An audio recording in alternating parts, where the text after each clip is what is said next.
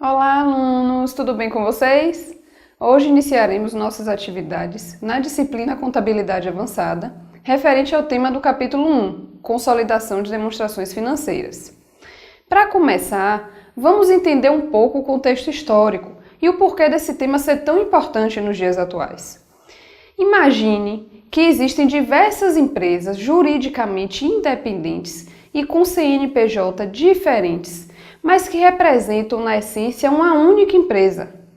Isso porque elas estão vinculadas a uma única sociedade de comando por uma única controladora, que é ela que define e direciona todas as atividades relevantes dessas empresas investidas.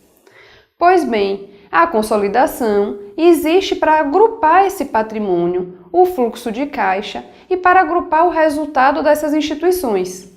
Isso porque eles representam e são resultado dessa única instituição e das decisões dessa única instituição, a controladora.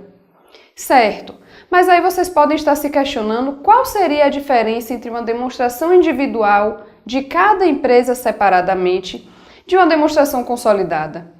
A resposta é bastante simples. As demonstrações individuais partem do pressuposto que a instituição tem autonomia jurídica e econômica. E as consolidadas consideram a interdependência econômica de instituições segregadas, mas que são vinculadas por uma sociedade de controle, de comando. Mas será que essa consolidação é obrigatória? Sim, ela é. Se houver investimento em controlada e em se tratando de companhia aberta, o consolidador tem que efetuar a consolidação. Aí vocês podem me perguntar, professora, quer dizer que todas as controladoras que possuírem investimentos em controladas têm que consolidar? A resposta é sim. Existem raras exceções, definidas no item 4 do CPC 36, mas que para isso precisam ser seguidos todos os procedimentos. E quem é o responsável por realizar essa consolidação? A controladora ou a controlada? Quem consolida é a empresa controladora final da cadeia de investimento permanente. Só há consolidação de demonstrações financeiras de entidades controladas. Então, a maior decisão aqui é saber quando é que uma empresa controla outra empresa, outras investidas. Pois bem, o CPC 36 apresenta discussões sobre o que significa ter controle. Controle é o poder de direcionar as atividades relevantes da investida. Só que às vezes é difícil identificar quem é o investidor que direciona as decisões relevantes. Por isso, foram estabelecidos alguns atributos para auxiliar nessa determinação, que são poder, exposição a retornos variáveis sobre a investida e a utilização de poder para influenciar o retorno. O CPC 36 ainda complementa. Mesmo que existam outros investidores e outras atividades relevantes, a contabilidade terá que analisar qual é a atividade relevante que mais influencia o retorno que o investidor tem sobre a investida. Porque aquele investidor que influenciar de forma significativa a atividade relevante daquela investida é o que a controla. Consequentemente, é ele que deve consolidar as demonstrações financeiras.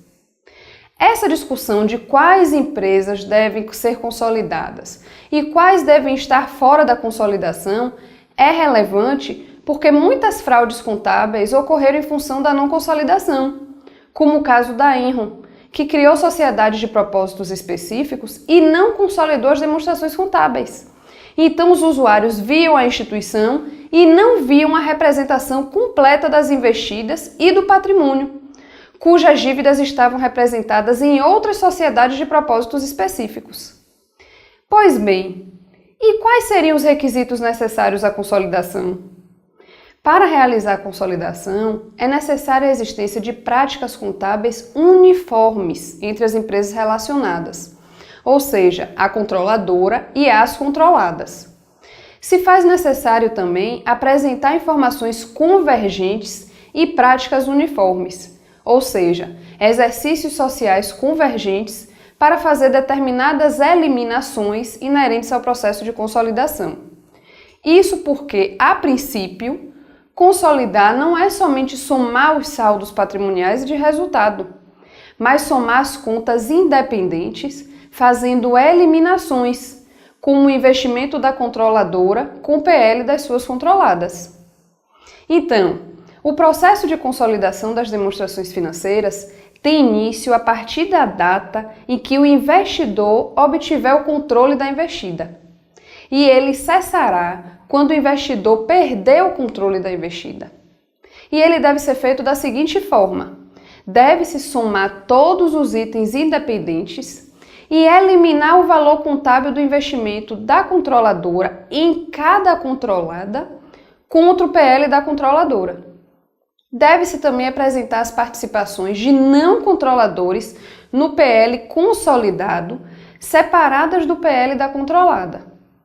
Para isso, precisamos efetuar a consolidação do balanço patrimonial, que consiste em substituir o investimento na controlada pelos ativos e passivos da sociedade investida, e da DRE, que consiste em substituir a receita ou despesa de equivalência patrimonial por receitas, custos e despesas incorridos pela controlada, sendo que devemos excluir as participações de uma sociedade em outra e os saldos de quaisquer contas entre as sociedades. Então, aqui encerramos este vídeo com a base inicial para a consolidação das demonstrações financeiras. Este vídeo é apenas um material complementar. Não esqueçam de ler o módulo, de participar dos fóruns e de fazer os exercícios propostos. Bons estudos para todos e até a próxima!